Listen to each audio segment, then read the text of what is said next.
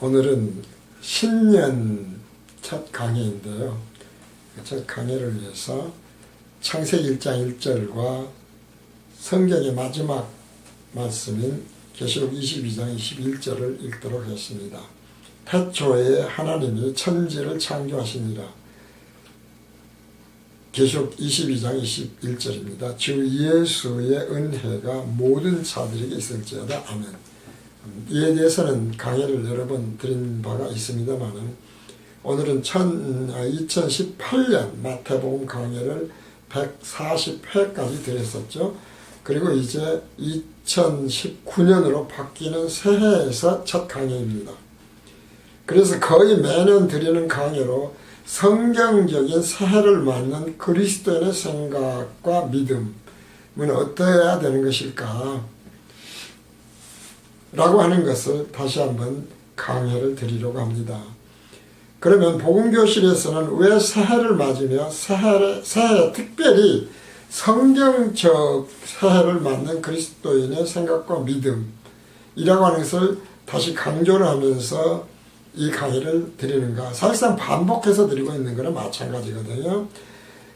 그런 것은 우리가 그리스도인이라면 그리스도에 속한 자다. 그리스도에 속한 자라고 하는 것은 나는 죽고 내 안에 그리스도의 영이 살아계시는 것이다.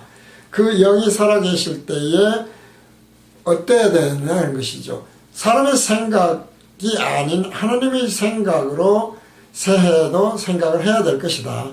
그러니까 새해를 맞는 지금 이 순간은 말할 것도 없거니와 2019년이라고 하는 새해는 물론이고 영원까지 우리는 어떻게 늘 새로운 것이죠. 우리에게는 시간과 공간이 있었으니까 새로운 것이지 않습니까? 새로운 공간에 새로운 시간에 늘 맞이하고 있습니다만은 어떻게 그것을 그리스도인으로서 하나님의 생각으로 해야 될 것이냐. 그러니까 사람이 생각을 할 수 있어요. 하지 말라는 게 아닙니다. 그러나 그리스도인이 하나님의 생각을 하는 생각과 믿음이라고 하는 것에 대한 새것 하는 새해 등에 대해서 어떻게 생각할까? 이제 이런 것을 총론불변의 진리의 틀에 넣고 생각을 해보기 위해서 이런 강론 제목을 붙여보았던 것입니다. 그래서 늘 말씀드리지만 우리가 진리가 뭐냐는 것이죠. 진리는 일관성을 가져야 돼요. 복음도 마찬가지거든요. 그 진리의 일관성에 따라서 기쁜 소식이 돼야지 진리의 일관성에서 벗어난 것으로 인해서 그것을 복음이라고 하게 되면 짝퉁, 가짜 복음이 된다는 거예요. 왜 기쁘냐? 진리의 일관성에 따라서 그 진리가 무엇이냐? 물론 큰 틀입니다만은 총론이다 이 말이죠. 총론에서 우리가 아멘, 즉 하나님의 생각과 사람의 생각이 다르다고 하는 것, 그리고 하나님의 속성들, 우리가 전능성, 창조성, 주권성, 거룩성 등등 정말 단 한 번도 그것에 대해서 하나님을 믿는 사람들, 예수를 믿는 사람들, 유대인을 포함해서 할 겁니다. 유대인에게 물어보진 않았습니다만은 그런 사람들도 그런 것에 대해서 아멘하지 않고 노라고 많은 사람은 없다는 거예요. 물론 유대인에게 있어서 예수는 길이요 진리요 생명은 아니죠. 그것은 노죠. 그러나 하나님이라고 하는 속성에 대해서만은 다 아멘을 한다. 그러면 그리스도인은 무엇입니까? 그리스도에 속한 자로서 예수를 그리스도라고 믿는 자들이에요. 예수를 그리스도라고 믿는 우리들이라고 한 사람들에게는 그러므로 유대인이 아닌 그리스도 기독교인들에게는 예수님이 길이요 진리요 생명이라고 하는 것에 대해서 노라고 대답하는 사람은 역시 하나도 없다. 이것이 진리의 일관성이고 이로 인해서 우리가 기쁜 소식이라고 하늘로부터 예수로부터 하나님으로부터 성경 말씀으로부터 혹은 사도들로부터 또 성경에 기록된 성경 말씀들로부터 사도 바울이 되었던 히브리서가 되었던 그런 듣는 귀가 되었을 때에 우리는 진리의 일관성에서 그로 인해서 정말 진정으로 기뻐하는 자가 된다. 무슨 말인지 우리가 그러지 않은 기독교인이 누가 있겠습니까? 라고 할지 모르지만 그것이 늘 말씀드리지만 강론에 들어가면 다 달라져 버린다는 것이죠. 어제도 어떤 분이 오셔서 그분에 대해서 이야기를 나눴습니다만은 그분 정말 생활이 힘드는 분이거든요. 정말 힘들어요. 원래 상당히 잘 살 수 있었던 조건을 많이 가지고 있던 분인데 어쨌든 지금은 생활이 굉장히 힘들어요. 건강들도 많이 안 좋아졌어요. 그런데 정말 하나님이 은혜를 쏟아 부어줘서 지금 자기들이 먹고 산다라고 하는 이야기를 했었거든요. 그래서 그 내용이 뭔가 해보니까 주변에서 그 사람이 살기가 힘들 정도로 생활이 정말 궁핍하고 힘든데 별걸 가지고 다 도와주는, 먹을 것도 그렇고 생선도 그렇고 고기도 그렇고 하는 등으로, 또 부족한 돈이 있으면 그것도 대신 대납해주는 식으로, 심지어 뭐 김치 냉장고까지 다 새걸 고쳐주는 식으로 그렇게 도와주는 분이 있었다는 것이죠. 그러니까 은혜다. 우리가 다 그렇게 생각하잖아요. 교회가 부흥을 했다, 하나님의 은혜로 어떻게 생각합니까? 뭐 정말 한두 명 처음에 개척교회 시작했는데 20명이 되고 40명이 되고 몇백 명이 되고 몇천 명이 되면은 그것이 하나님 은혜로 그렇게 되었다. 근데 그것이 하나님 은혜죠. 하나님이 하시는 거예요. 근데 문제는 거기에 무엇이 붙으니까 문제냐? 내가 기도를 했더니 정말 하나님에게 정말 진정으로 하나님 정말 살려주십시오 라고 기도를 했더니 우리 교회가 이렇게 부흥이 되고 건강이 이렇게 되고 자신의 삶이 이렇게 되었다. 그것이 뭐 40일 금식이 되었던 일주일이 되었던 아니면 새벽 기도가 됐던 어쨌든 자신들이 하나님에게 기도를 함으로써 그 응답으로 혹은 하나님이 정말 그렇게 해줄 거로 믿는 믿음으로 하는 등등으로 자기 것에 자랑이 붙는 것이 문제라는 것이죠. 이건 싹시라는 거예요. 은혜가 아니라는 것이죠. 그걸 어제 이제 그 자매한테 이 얘기를 했었거든요. 정말 열심히 믿으려고 하는 분이에요. 그분이 저에게도 사실은 과거에 정말 믿음, 예수 그리스도의 십자가 대속은 완료형이다 라고 하는 것을 전해줌으로써 제가 생각이 완전히 바뀌었던 적이 있었죠. 그것에서 출발해서 오늘날의 총론불변의 진리라고 하는 복음교실에서만 이야기하는 겁니다 라고 하는 그런 정리를 해서 틀로 전하고 있는 것이 되었다. 이렇게 일관성을 가져야 된다. 그것은 하나님이 다 하셨죠. 분명히 하셨죠. 그러나 내가 기도했기 때문에가 아니라 어제 당부드린 건 그거거든요. 그런 기도가 아니라 우리들도 지금 문제가 있다. 그런데 그것이 아니라 하나님 그것 때문에 기도를 하지 않겠습니다.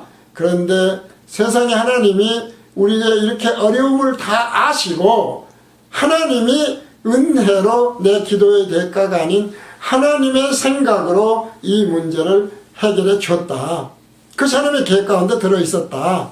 그러니까 내가 기도함으로 응답이 아니라 나는 구하지 아니하였는데 하나님이 그것을 알아서 해주셨다. 이것이 예수님이 말씀하시는 오직 너희는 그의 나라와 그의 의를 구하라는 것이다 이 말이죠. 하나님의 나라는 뭡니까? 그리스도의 영이 성령이 내 안에 계시는 것이요. 그 나라를 위해서 하나님이 주시는 깨달음으로 평안을 얻는 거예요. 그 평안이 어떻게 해야 돼요? 총론에서 말했던 아멘의 속성들, 우리의 생각과 다른 그 속성들로 인해서 우리가 평안을 얻게 되었다. 다 알았잖아요. 주권자고 하나님의 모든 것이 하나님의 거예요. 근데 그 하나님이 왜 우리에게 그러겠어요? 대가가 아닌 은혜라는 걸 깨닫게 하기 위해서. 그래서 주 예수의 은혜가 모든 자들에 있을지어다로 해서 아멘으로 끝났다 이 말이죠. 주 예수의 은혜가 모든 자가 그래서 뭐라고 그랬습니까? 하나님이 택한 자들이에요. 하나님이 듣는 것을 허락하던 자들이에요. 그래서 죄사함을 얻고 성령을 거듭나서 성령을 생각으로 하는 모든 자들, 아버지께서 내게 맡기는 자는 단 하나도 잃어버리지 아니하고 마지막 때 다시 살리는 이것이 하나님의 뜻이라고 그랬거든요. 그 말씀을 일관성을 가지고 하자 그런 것이죠. 그래서 인간의 정해놓은 새해가 없다는 게 아니에요.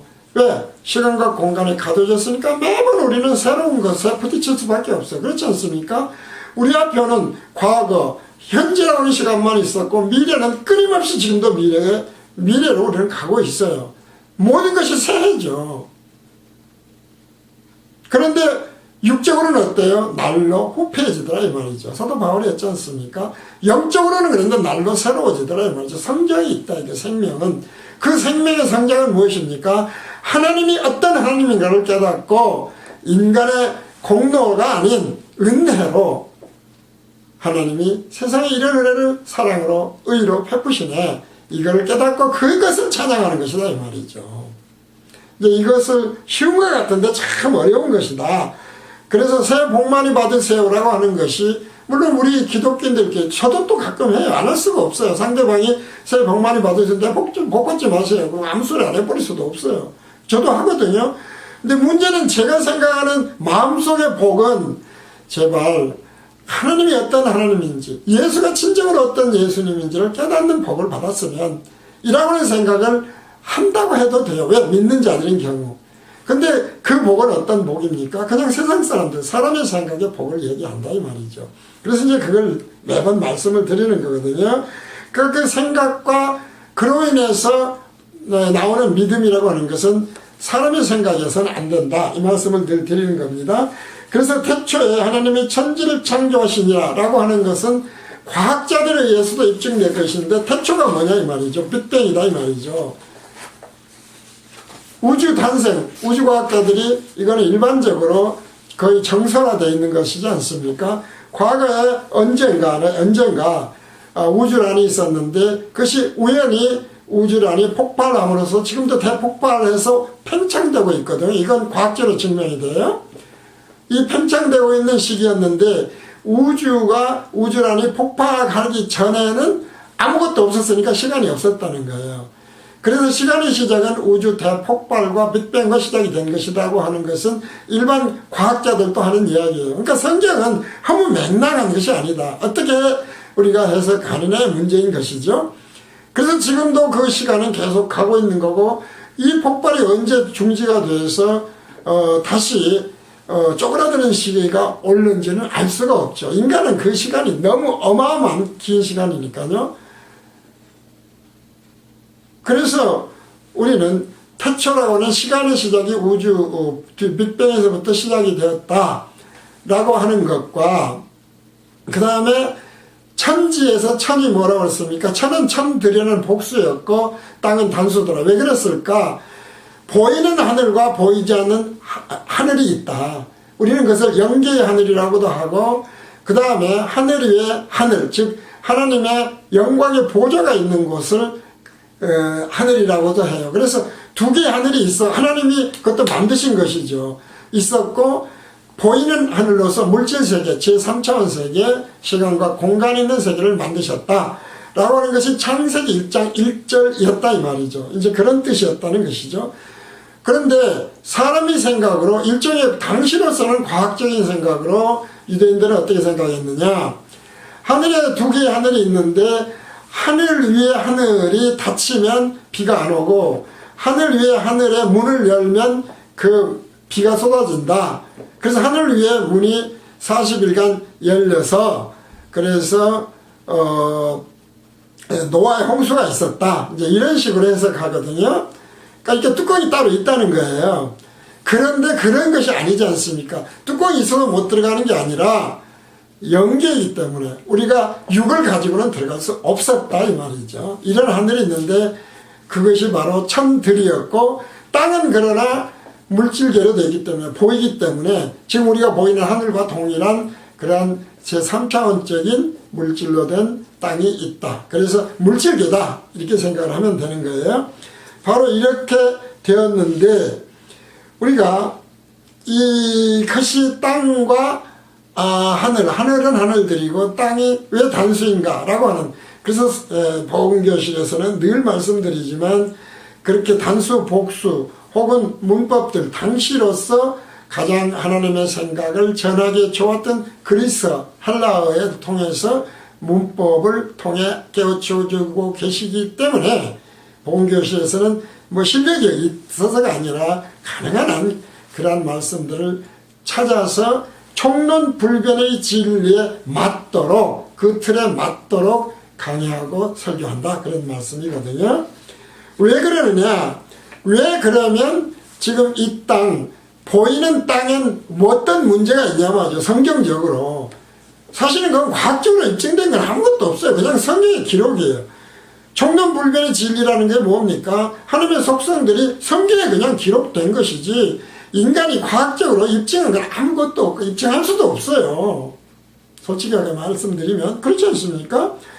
그러면 이 3차원 세계는 왜 우리에게 있어서 3차원 세계 이야기가 그것이 영원히 변치 않는, 진리는 변치 않으니까 변치 않는 그러한 곳이 아닌, 본향이 아닌 나그네요, 여기에는 잠시 있다 사라질 그림자라고 하는 것이냐 하는 것이죠. 그러니까 다시 말해서 영원에서 시간과 공간이 있는 이곳으로 하나님이 예수라는 이름으로 오셨다가 다시 영원으로 가신 것이 부활 아닙니까? 우리도 그런 부활을 한다 이 말이죠.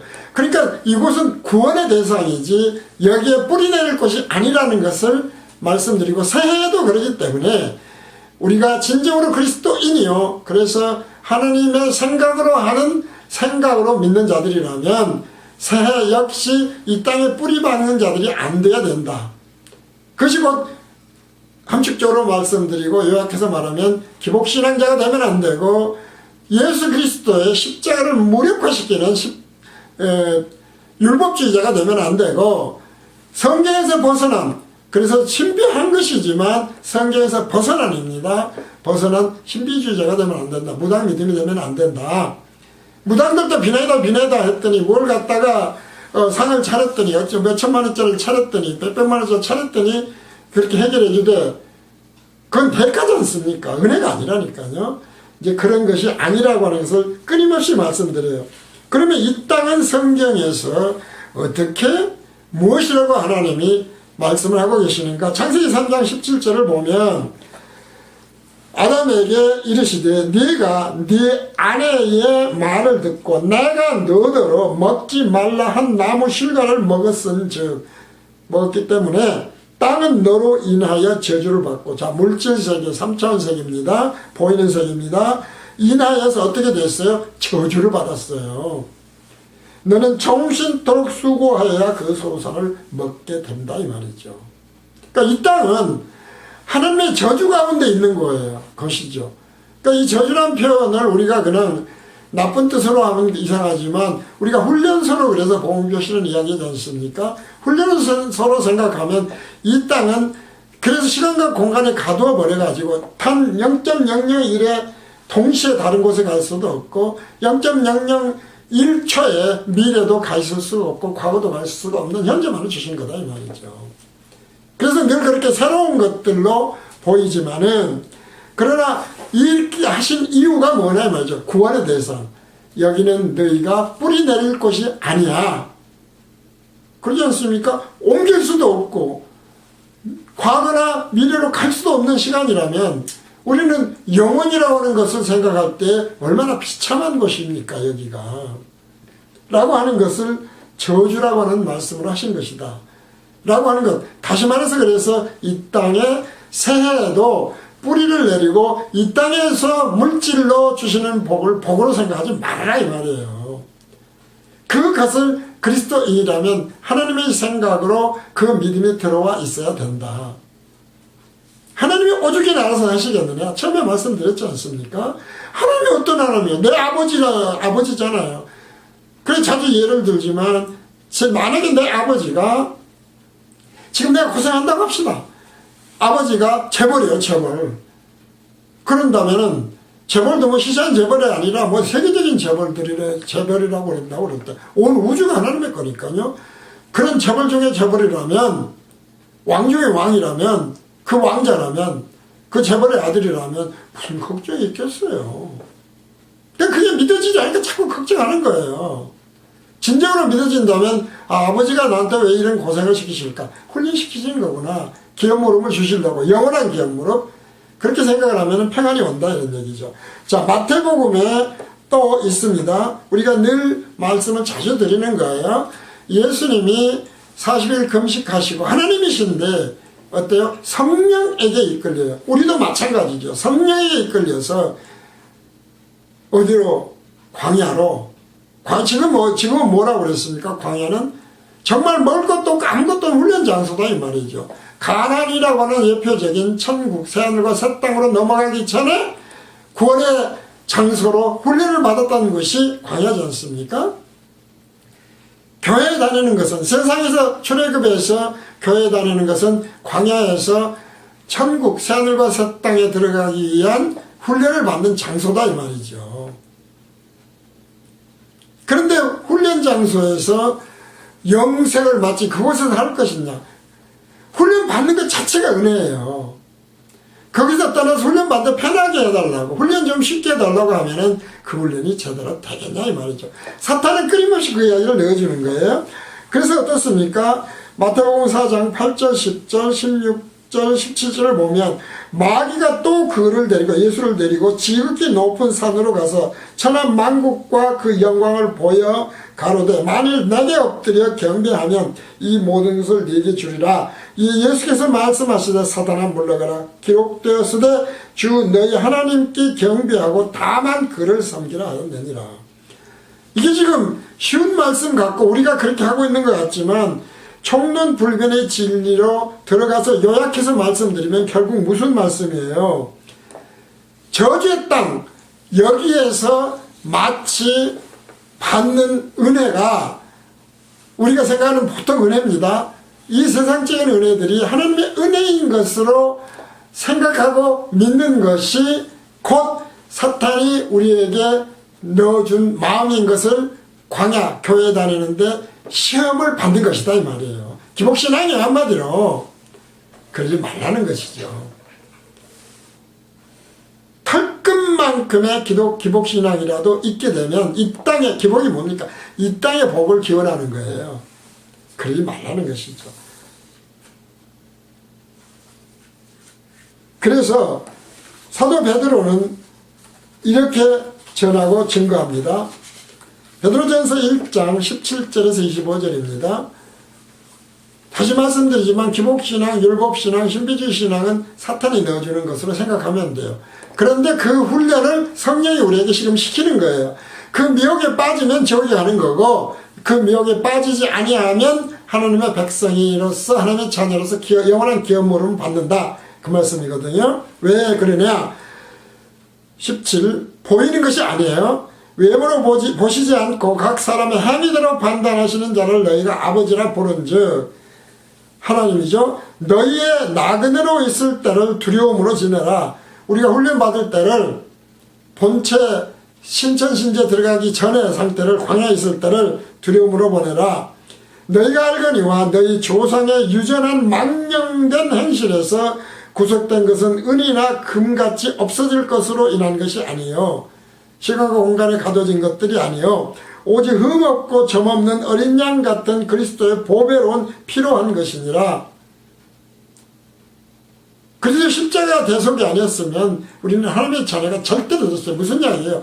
우리가 열심히 율법 잘 지키고 열심히 기도 열심히 하고 뭐 어떻게 하고 우리가 뭘 하고 해서 된 것이 아니다 이 말이죠. 그리스도 예수의 피로 인한 것이다 이 말이죠. 그렇죠. 진정한 그는 창세전부터 미리 알리신 바 된 자나 이 말세에 너희를 위하여 나타내신 바 되었으니 창세전에 미리 알리신 바 되었었던 분이었다 이 말이죠.